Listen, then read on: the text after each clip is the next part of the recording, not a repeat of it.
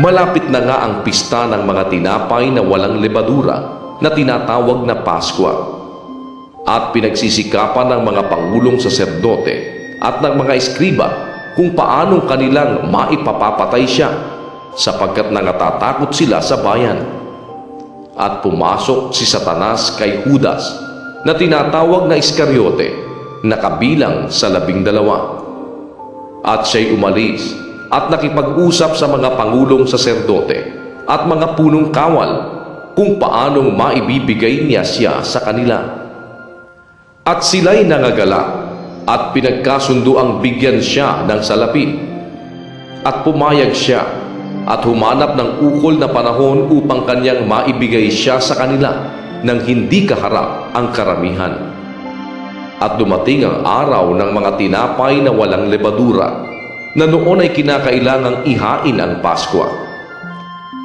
At sinugo niya si Pedro at si Juan na sinasabi, "Magsihayo kayo at magsipaghanda kayo ng kordero ng Paskwa para sa atin, upang tayo'y magsikain." At kanilang sinabi sa kanya, "Saan mo ibig na aming ihanda?" At kaniyang sinabi sa kanila, "Narito, pagpasok ninyo sa bayan, ay masasalubong ninyo ang isang lalaki na may dalang isang bangang tubig. Sundan ninyo siya hanggang sa bahay na kanyang papasukan. At sasabihin ninyo sa puno ng sambahayan, 'Sinasabi ng guro sa iyo, saan naroon ang tuluyang aking makakana ng kordero ng Paskwa na kasalo ng aking mga alagad?' At ituturo niya sa inyo ang isang malaking silid sa itaas na nagagayakan. Doon ninyo ihanda."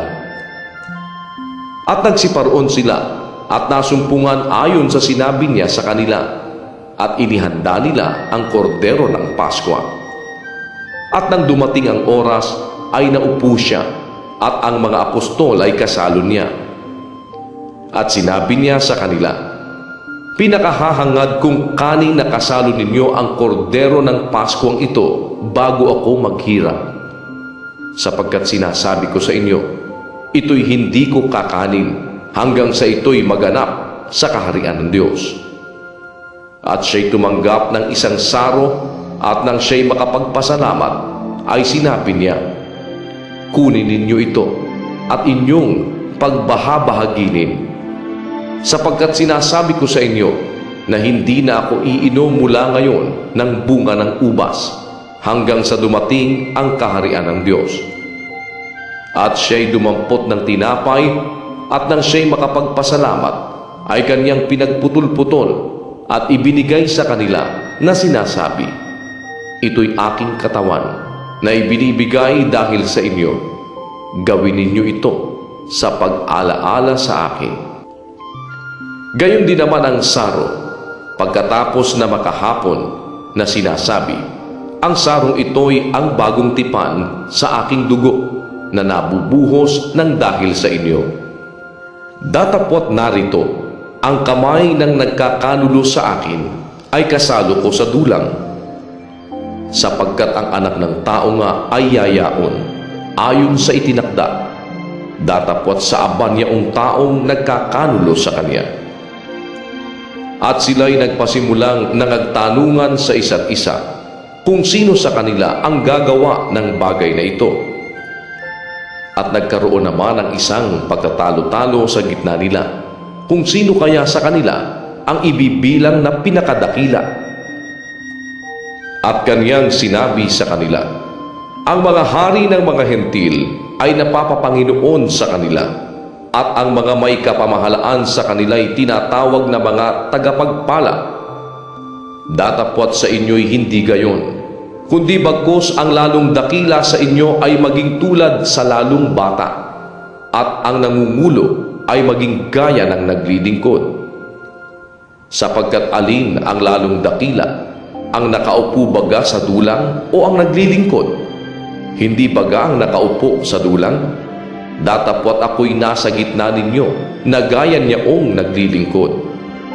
Datapwat kayo ay yaong nagsipanatili sa akin sa mga pagtukso sa akin. At kayo'y inihahalal kong isang kaharian, na gaya nga ng pagkahalal sa akin ng aking Ama, upang kayo'y magsikain at magsiinom sa aking dulang sa kaharian ko, at kayo'y magsisiupo sa mga luklukan na inyong huhukuman ang 12 angkan ni Israel. Simon, Simon, narito, hiningi ka ni Satanas upang ikaw ay maliglig niyang gaya ng trigo. Datapot ikaw ay ipinamanhi ko na huwag magkulang ang iyong pananampalataya. At ikaw, kung makapagbalik ka ng muli, ay papagtibayin mo ang iyong mga kapatid. At sinabi niya sa kanya, Panginoon, nakatalaga akong sumama sa iyo sa bilangguan at sa kamatayan. At kaniyang sinabi, sinasabi ko sa iyo, Pedro, na hindi titilaok ngayon ang manok hanggang sa ikaila mong makaitlo na ako'y hindi mo nakikilala. At sinabi niya sa kanila, nang kayo'y suguin ko na walang supot ng salapi at supot ng pagkain at mga pangyapa, kinulang baga kayo ng anuman? At kanilang sinabi, hindi. At sinabi niya sa kanila, ngunit ngayon, ang mayroong supot ng salapi ay dalhin ito, at gayon din ang supot ng pagkain, at ang wala ay pagbili niya ang kanyang balabal at bumili ng isang tabak.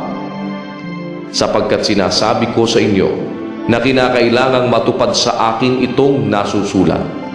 At ibinilang siya sa mga suwail, sapagkat ang nauukol sa akin ay may katuparan. At sinabi nila, Panginoon, narito ang 2 tabak. At sinabi niya sa kanila, sukat na. At siya'y lumabas at pumaroon ayon sa kanyang kaugalian sa bundok ng mga Olibo, at nagsisunod naman sa kanya ang mga alagad. At nang siya'y dumating sa dakong yaon, ay sinabi niya sa kanila, magsipanalangin kayo nang huwag kayong magsipasok sa tukso. At siya'y humiwalay sa kanila na may agwat na isang itsang bato, at siya'y nanikluhod at nanalangin, na sinasabi, Ama, kung ibig mo, ilayo mo sa akin ang sarong ito, gayon may huwag mangyari ang aking kalooban, kundi ang iyo. At napakita sa kanya ang isang anghel na mula sa langit, na nagpalakas sa kanya. At nang siya'y nanglulumo, ay nanalangin siya ng lalong maningas, at ang kanyang pawis ay naging gaya ng malalaking patak ng dugo na nagsisitulo sa lupa. At nang magtindig siya sa kanyang pananalangin, ay lumapit siya sa mga alagad, at naratnan silang nangatutulog dahil sa hapis. At sinabi sa kanila, bakit kayo nangatutulog? Mangagbangon kayo at magsipanalangin, upang huwag kayong magsipasok sa tukso. Samantalang nagsasalita pa siya, narito ang isang karamihan, at siyang tinatawag na Judas, na isa sa 12, ay nangunguna sa kanila, at siya'y lumapit kay Jesus upang ito'y hagkan. Datapwat sinabi ni Jesus sa kanya, Judas, sa isang halikbaga ay ipinagkakanulo mo ang anak ng tao? At nang makita ng mga kasama niya ang mangyayari, ay kanilang sinabi, Panginoon, magsisipanaga baga kami ng tabak? At tinaga ng isa sa kanila ang alipin ng dakilang saserdote, at tinigpas ang kanang taingan niya. Datapot sumagot si Jesus na nagsabi, pabayaan ninyo sila hanggang dito.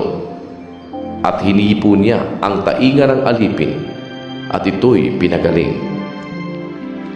At sinabi ni Jesus sa mga pangulong saserdote at sa mga punong kawal sa templo at sa mga matanda na nagsidating laban sa kanya, kayo'y nagsilabas na tila laban sa isang tulisan na may mga tabak at mga panghampas? Nang ako'y kasama ninyo sa templo araw-araw, ay hindi ninyo iniunat ang inyong mga kamay laban sa akin. Datapot ito ang inyong oras at ang kapangyarihan ng kadiliman. At kanilang dinakip siya at dinala siya at ipinasok siya sa bahay ng Pangulong Saserdote. Datapwat sa malayo'y sumusunod si Pedro. At nang makapagpadikit nga sila ng apoy sa gitna ng looban at mga kaupong magkakasama, si Pedro ay nakiumpok sa gitna nila. At isang alilang babae na nakakakita sa kanya samantalang siya'y nakaupo sa liwanag ng apoy, ay tinitigan siya at sinabi, "Ang taong ito ay kasama rin niya." Datapot siya'y nagkaila na nagsasabi, "Babae, hindi ko siya nakikilala." At pagkaraan ng isang sandali ay nakita siya ng iba at sinabi, "Ikaw man ay isa sa kanila." Datapot sinabi ni Pedro, "Lalaki, ako'y hindi." At nang makaraan ng may isang oras, ay pinatotohanan ng iba pa na nagsasabi, "Sa katotohanan, ang taong ito'y kasama rin niya sapagkat siya'y Galileo." Datapot sinabi ni Pedro, "Lalaki, hindi ko nalalaman ang sinasabi mo." At pagdaka, samantalang siya'y nagsasalita pa, ay tumilaok ang manok. At lumingon ang Panginoon at tinitigan si Pedro. At naalaala ni Pedro ang salita ng Panginoon, kung paanong sinabi niya sa kanya, "Bago tumilaok ang manok ngayon, ay kakaila mo akong makaitlog." At siya'y lumabas at nanangis ng kapait-paitan. At nililibak si Jesus at siya'y sinasaktan ng mga taong nangagbabantay. At siya'y pinaringgan nila at tinatanong siya na sinasabi, "Hulaan mo, sino ang sa iyo'y humampas?" At sinabi nila ang ibang maraming bagay laban sa kanya na siya'y inaalimura. At ng araw na ay nagkatipon ng kapulungan ng matatanda sa bayan, ang mga pangulong saserdote at gayon din ang mga eskriba, at dinala siya sa kanilang Sanhedrin na sinasabi, "Kung ikaw ang Kristo, ay sabihin mo sa amin." Datapot sinabi niya sa kanila, "Kung sabihin ko sa inyo, ay hindi ninyo ako paniniwalaan. At kung kayo'y aking tanungin, ay hindi kayo magsisisagot. Datapot magmula ngayon, ang anak ng tao ay mauupo sa kanan ng kapangyarihan ng Diyos." At sinabi nilang lahat, "Kung gayo'y ikaw baga ang anak ng Diyos?" At sinabi niya sa kanila, "Kayo ang nangagsasabi na ako nga." At sinabi nila, "Ano pa ang kailangan nating patotoo? Sapagkat tayo rin ang nangakarinig sa kanyang sariling bibig."